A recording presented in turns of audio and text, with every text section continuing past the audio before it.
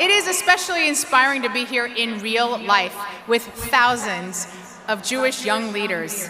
And I have to admit, it makes me want to bless, because that's what rabbis do.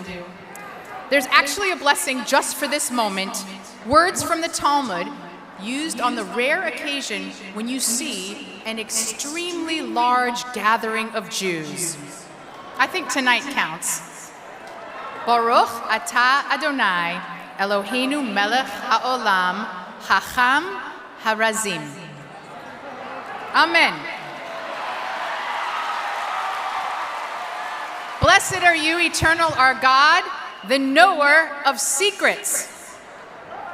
The knower of secrets. Doesn't that seem like an odd way to refer to God when you're in a humongous gathering of people? How about something like gatherer of the multitudes or all-powerful one? But instead, in a crowd of Jews, we affirm that God is the knower of secrets. It reminds us that even if you might feel like you are an anonymous face in a colossal convention hall full of thousands of intimidating Jewish leaders, that you matter, that God sees you. God even knows your secrets, like the dreams that you haven't shared, those pains that you cannot confess, those quiet joys, the ones you didn't even put on TikTok. Now, since God knows my secrets, I want to reveal one of my secrets to all of you, which is that despite the fact that I've been a rabbi and a cantor for more than 25 years, I'm a little nervous being here tonight. I feel about as nervous as I was when I attended my very first BBYO regional convention in Portland, Oregon, about 35 years ago. Now, that convention was also the largest gathering of Jews I had ever seen in my then 15 years of life. I hailed from Tacoma, Washington, and was the president of my BBG chapter, which was the tiniest chapter in the region. I was also the unofficial Jewish representative in my high school, which is a role I earned when I convinced my principal to move student body elections off of Yom Kippur for the 3 Jews in my high school. Thank you. Now, when you come from a small Jewish community, let's hear it for small Jewish communities, you feel, thank you feel like the future of Judaism rests on your shoulders. So it was a bit of a shock for me when I arrived at my first BBYO convention and to feel that my place was so often questioned.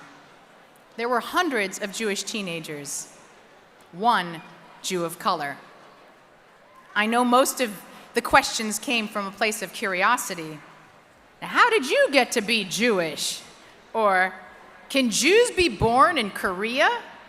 Or, isn't Angela an Italian name? It started to feel like an interrogation, an assumption that I didn't belong. But as I grew in BBYO, I learned to let those questions and my own insecurities roll off me. I made some wonderful friends, and I attended more bow balls than I can count. And at some point, I realized that I did belong. And I'm so grateful that BBYO brought me out of my Jewish bubble and introduced me to a pluralistic, beautiful Judaism that informs the way that I build my Jewish home now. Thank you. So why am I nervous, though, tonight?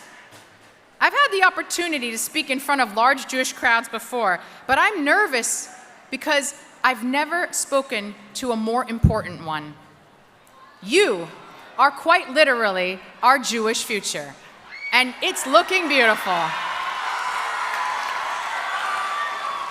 And I don't want to throw away my shot when I've got one opportunity to give a message to the most consequential audience at the most fraught time, all in 5 minutes. So here it is. In short, I ask you, don't keep your Judaism secret. That's right.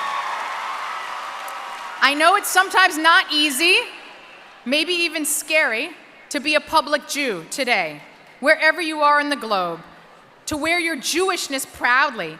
It's not only the stories of Jews who've been knocked to the ground for wearing a kippah on the streets of New York. I hear too many stories of students on college campuses who want to join groups working for refugees or on racial justice, but they're excluded because they're also active at their Hillel or because they believe in Israel's right to exist.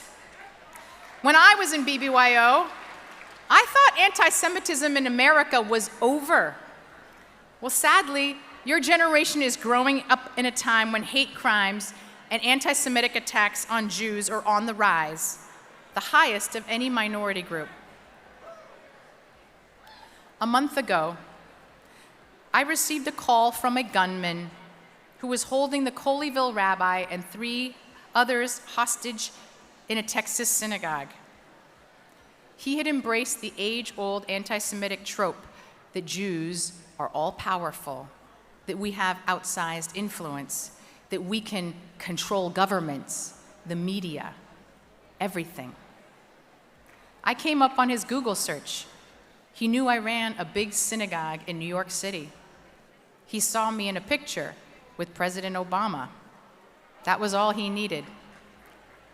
I was calm and reassuring with him on the phone, but God knows, I was shaking.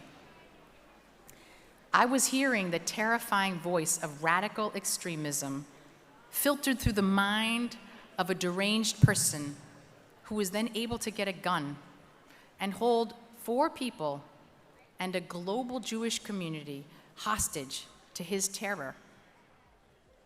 Thank God, the 4 of them escaped safely, but I've been processing this experience for a while now. And I want to share one more secret with all of you since we're telling secrets today.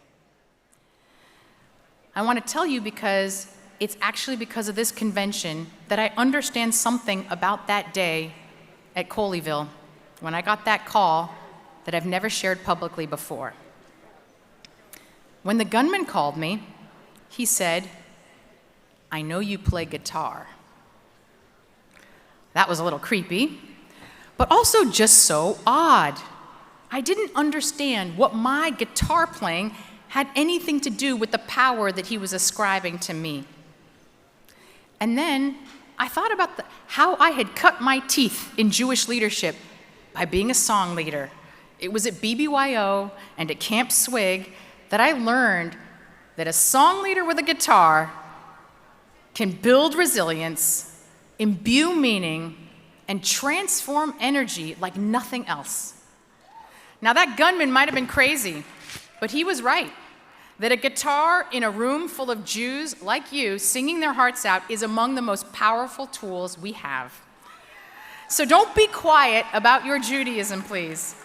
I know it's not an easy time to be a public Jew, but I look out at a room like this, I see the faces of young, fearless, compassionate, beautiful Jews, you who choose to not only wear your identity proudly, but to be involved in shaping the next important chapter of our Jewish story. Thank you for that. So let's do this together. Let me hear your voices, brave and strong, because that's the power of us. And you are all my not-so-secret hope for the future.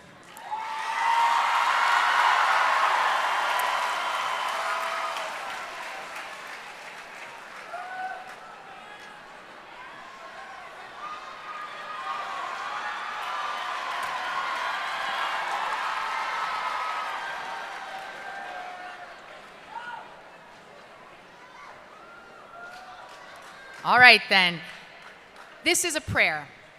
And the first time I sing it, I want it to be a prayer for you. Oh, say shalom bimroma.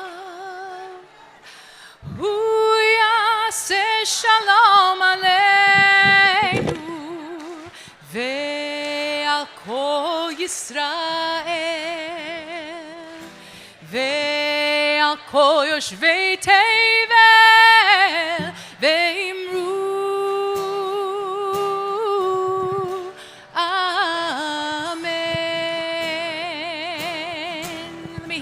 sing. Oseh Shalom B'Ramav. You're beautiful.